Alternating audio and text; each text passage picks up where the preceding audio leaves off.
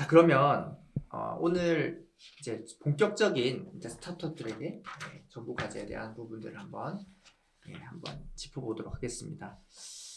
일단 정부 지원 사업은 받고 싶은데 매번 망설이시는 분 좀 있는 것 같아요. 이유는 대부분 잘 몰라서 뭐 이거 하면 뭐 문제되는 거 아니야? 뭐 좀 막연하게 모르시는 경우도 많은 것 같은데, 뭐 예를 들면 자기 부담금 같은 게 있어서 내가 투자를 하게 되면, 이게 투자를 받게 되면 내가 돈을 내야 되는 것도 있고 이거 완전 공짜가 아니네? 뭐 이렇게 생각하실 수도 있어서, 뭐 예를 들면 이제 자신이 정부 사업이 필요한지 안 한지 이렇게 구분하는 방법 같은 게 있을까요? 굳이?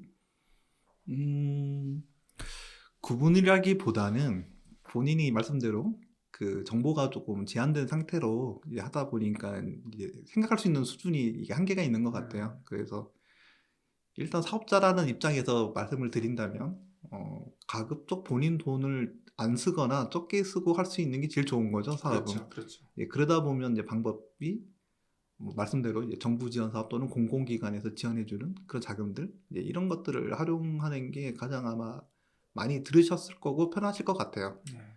뭐 아시다시피 우리나라가 전 세계에서 몇 안 되는 창업자들 또는 스타트업을 지원해주는 나라 중에 하나거든요. 대부분 다른 나라들은 직접 지원을 안 해줘요. 창업자의 기업들에게 간접 지원을 해주지, 우리나라 같이 이렇게 직접적으로 지원금, 보조금 또는 다른 형태로 네.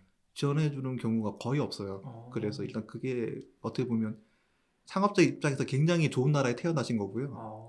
예, 그리고 아시다시피 요즘 계속 창업 쪽 또는 이렇게 스타트업 또는 R&D 그 엄청나게 예산이 지금 늘어나고 있거든요. 네. 그런 입장에서는 굉장히 창업하시거나 사업하시는 거에는 좋은 환경인 것 같아요.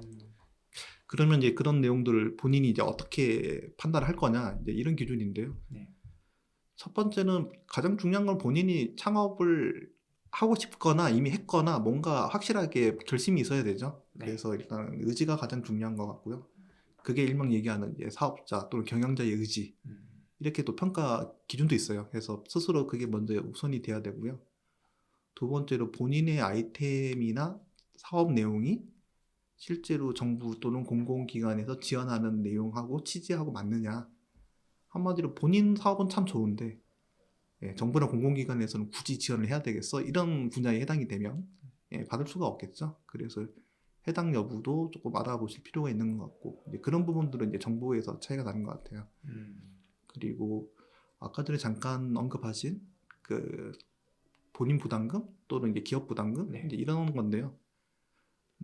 지원금을 받는 기준으로 보면 굉장히 적은 거예요. 자기 부담을 한다는 게. 저 같으면 무조건 받고 보죠. 예를 들어 500만 원 본인이 부담해서 예를 들어 5천만 원이나 5억을 받는다. 그럼 당연히 받아야 되는 거 아닌가요? 그렇죠, 그렇죠. 그래서 일단 그런 부분들은 걱정 안 하셔도 될 것 같고요. 오히려 그게 조금 부담되는 경우는 정말 이제 그 지원금 규모도 커지고 그리고 본인 부담금도 많아지는 경우는 조금, 그런 경우는 제가 몇 번 보긴 했어요. 예를 들어 뭐 5억 이상 지원금이 나오는데 한 1억 정도 본인이 부담을 해야 돼. 합쳐서 이제 6억이 되는 거죠. 근데 그 1억이 없는 경우는 있어요, 가끔. 그래서 그때 조금 선정이 됐는데도 불구하고 이거를 받아야 되나 또는 말아야 되나, 이렇게 이제 고민을 하시는 경우들은 간혹 있으셨긴 해요. 근데 꼭 그런 경우가 아니면 일단 무조건 받고 보는 거죠.